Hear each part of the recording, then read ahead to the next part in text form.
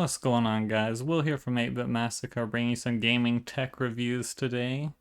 We're going to be going over the Analogue Super NT, which I've done an unboxing of. I'll leave links in the description and at the end of the video. And going along with it, we got the FX Pack Pro. And so these are FPGA technology. FPGA stands for Field Programmable Gate Array. And basically what they've done is they've taken a circuit board and they've programmed these cores on the circuit board to simulate the different pieces of the Super Nintendo circuit board. And so through hardware and software in tandem, they simulate the original functionality of the Super Nintendo.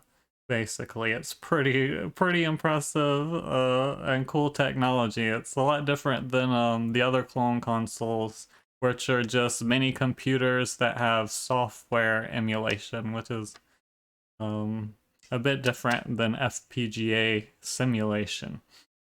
And the FX pack, the flash cart / Everdrive technology also uses FPGA chips. So the carts usually have Cyclone 4 FPGA chips, I'm pretty sure, and then the consoles usually have Cyclone 5 FPGA chips. This is the US model. They have like European and some other ones, a clear one, a black one. And it uses the original controller ports. Anything that has a connection to the original Super Nintendo controller ports will work on this. We got the power and reset button, the analog logo, the bay. And we got for the SD card for updating. And you got the HDMI and then the micro USB for power. And that's basically it. It's a nice sturdy plastic. The thing has some heft and some weight because there's a metal plate in the bottom to give this thing weight. It's pretty much a counterweight. That's the whole floor of this thing, and it's got a little rubber padding on the bottom, so this thing stays in place where it is. It's sturdy, nice little size. Great. So let's plug all this up and take a look, shall we? We got a cool little analog boot up sequence. Fairly optional. As you can see, there's two pack-in games, which is pretty awesome. Super Turrican Director's Cut and Super Turrican 2. Super Turrican Director's Cut is an exclusive to the Super NT. It's the first official release. The original release apparently had a bunch of content cut. So for this, it was restored and put on here as a pack-in game, along with Super Turrican 2. Both are awesome games made by Factor 5, the creators of the Rogue Squadron series, one of my favorite series. So let's get into this. This is the main menu of the Super NT. We're going to go to Settings. First things first, one of the most important things in the settings is the Save Settings option. Anytime you change anything, you need to make sure to save the settings or you will lose them. So, I mean, it's a gamer rule. Save, save, save. After every little thing, save. So, gamers shouldn't have too much of a problem with that. Alright, system options. Start with LED. The LED on the front, you can change it to, like, cycling through different colors, all sorts of crazy stuff. I keep mine simple. On the lowest brightness and standard color. But you can go crazy with it, like most stuff on here, but I keep things pretty simple. I just want a game, you know. Here's where you change it from NTSC to PAL. Startup options, I mean, you can have it do the little title sequence, go to menu, or go to the cartridge, or you can just skip the little analog sequence and go directly to the menu or the cartridge. And you can also set the boot sequence delay. Controls and hotkeys. The reset hotkey is like resetting the game in game. So it's defaulted to up and select. To get to the Analog NT menu in game, you hit down and select, and you can change these Then the confirm key, I've changed to A because that's what it is on the Everdrive, and I want the same commands in the Everdrive. So when I go from the menu in this and back and forth to the menu in the Everdrive, like I'm using the same buttons. So this was like defaulted to Y, I changed it to A, and then B is the same on both, cancel is B, so I left that the same. And then here's where you can just customize the menu. Like you can, it's defaulted to dim, like why strain your eyes pre-game, save it for the game in eye strain. Menu balance, not sure what that is. The font, it starts with this font. I like this, this is easier to read for me. Highlight color is just the color of your little selection thing. And then highlight style, you can make it do all sorts of stuff. I just keep, like I said, I keep my stuff pretty simple. You can change it from classic Super Nintendo to Super Famicom. So you got like purple and white or red and white kind of thing. Audio, you don't really have to mess around with unless you need to enable cartridge audio for a specific cartridge. And then the -3 dB output, I think, is for people with like high-end sound systems. That just kind of reduces the audio just a tad, so it's a little less like sharp, I guess. Alright, video options. So there's a standard mode where you can just kind of set resolution. That was a little fast. These are the different resolutions. And it'll even tell you what your monitor supports down there. Set your screen size, your scaler, and your screen size. These scalers are like emulator scalers that make you look like you're playing like a motion cartoon or a motion painting and stuff like that. And then you got the horizontal and vertical interpolation, which is really good on this console. I actually use it. Scan lines.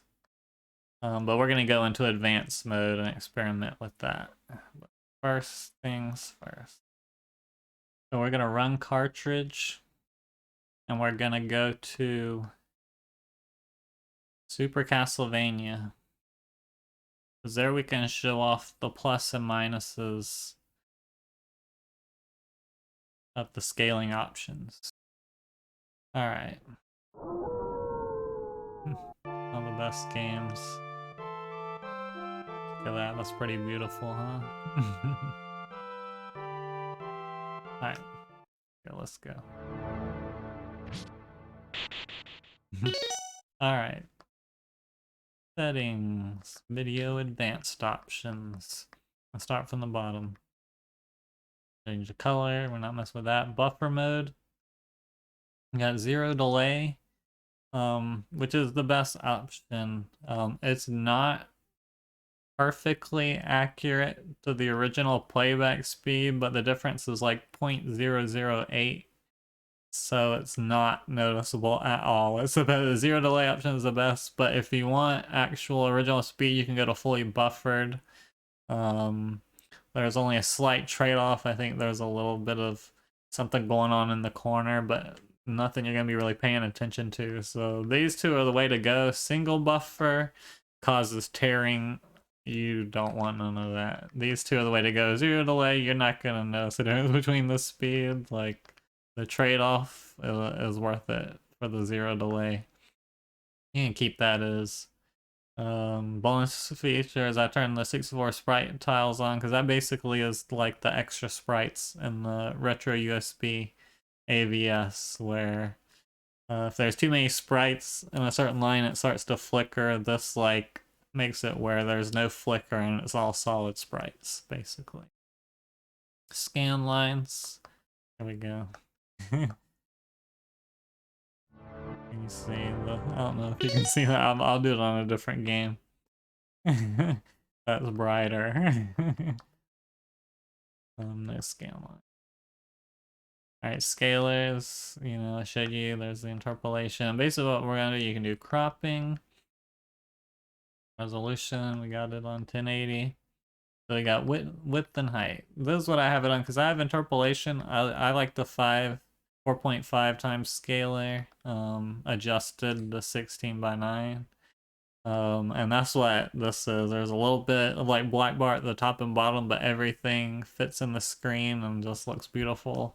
This is my preferred way, but I will show you some other options.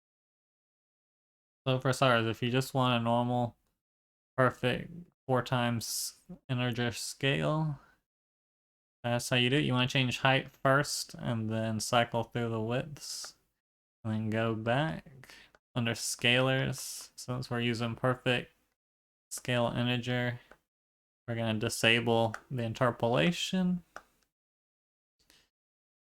Then this is 4 by 4 or times 4 scale. All right. Video. And we're gonna do a times 5 scale. 5, 5. We already have interpolation still off.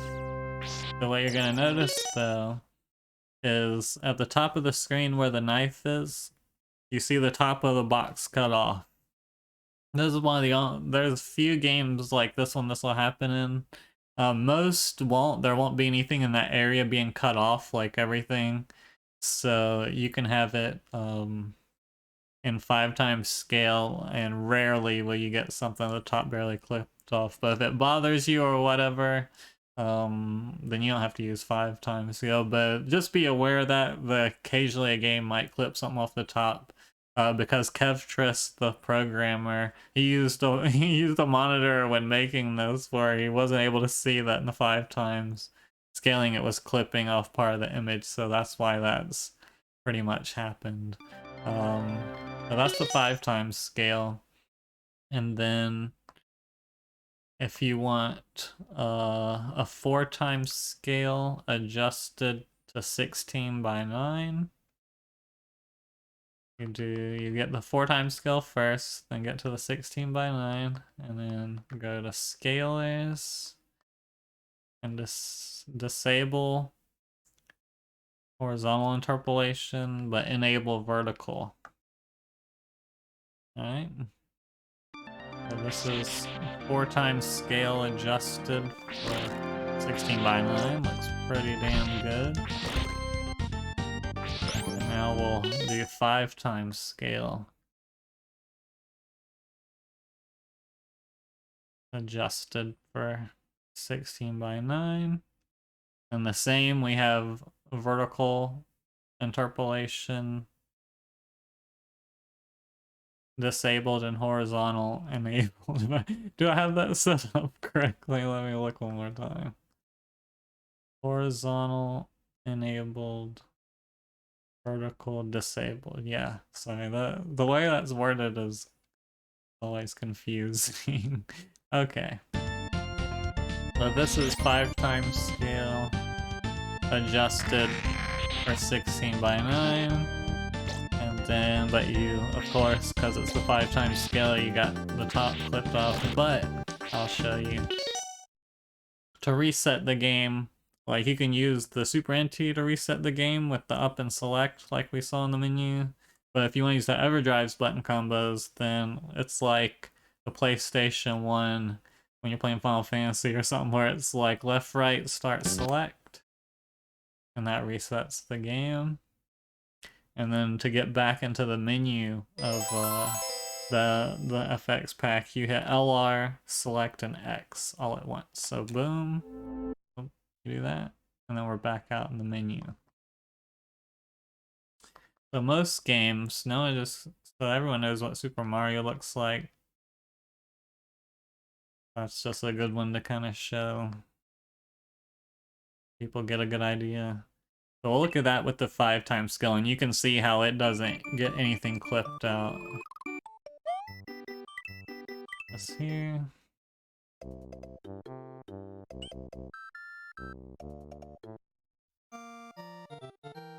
Okay, everything's fit on the screen. So most games will be like this with the 5 times scale. Let's turn on scan lines so you can see that. On the hybrid scan lines. Right? Kinda cool. Yosh! Dog! My boy Yosh!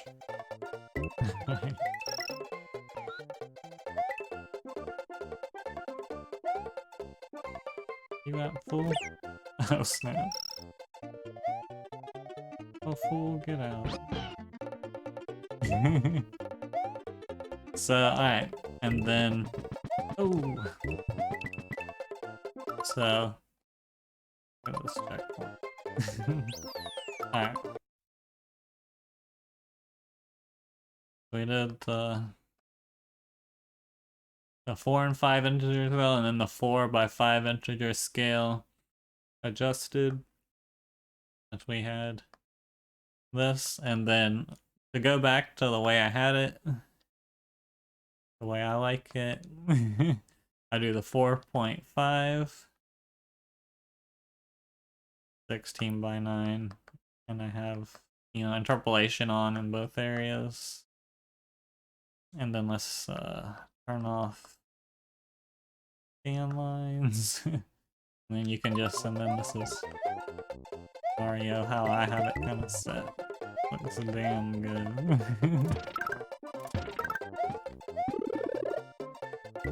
Right. Let's, but I wanted to go to, actually, Super Turrican 2. On my settings I like. Just have another game. This one's really colorful and has good graphics and is action-packed, so you can really just kind of, it shows off kind of what the system can do and what my settings are like, that I like. But y'all can judge for yourself, try out all these different settings and see what works for you, because it's just a matter of preference. There's no wrong way. This thing has enough ways. Like, just from the interpolation alone, if you have that on, you can literally set the screen to your heart's whatever size and shape you want that makes you happy, and it'll work pretty damn well.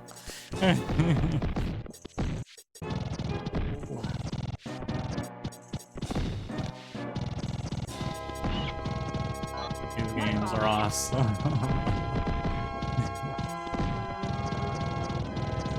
Just going. Damn.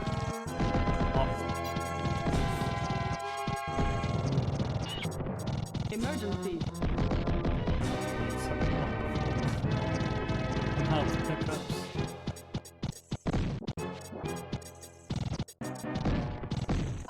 Shield. Hey, bitch.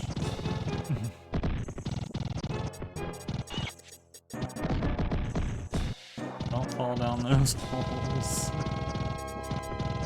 I'm so almost dead. Where the health at? There it is.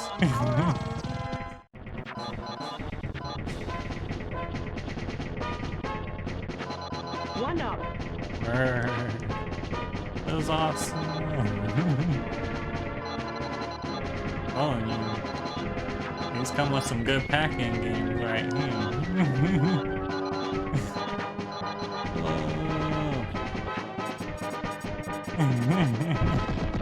Oh, this part's cool. You can actually jump on them with your vehicle as you should and crush them with your fat ass tires.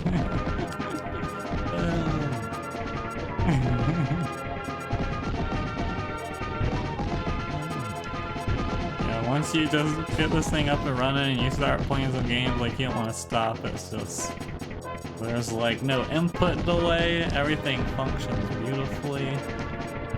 If you are a Super Nintendo fan, like, this is where it's at.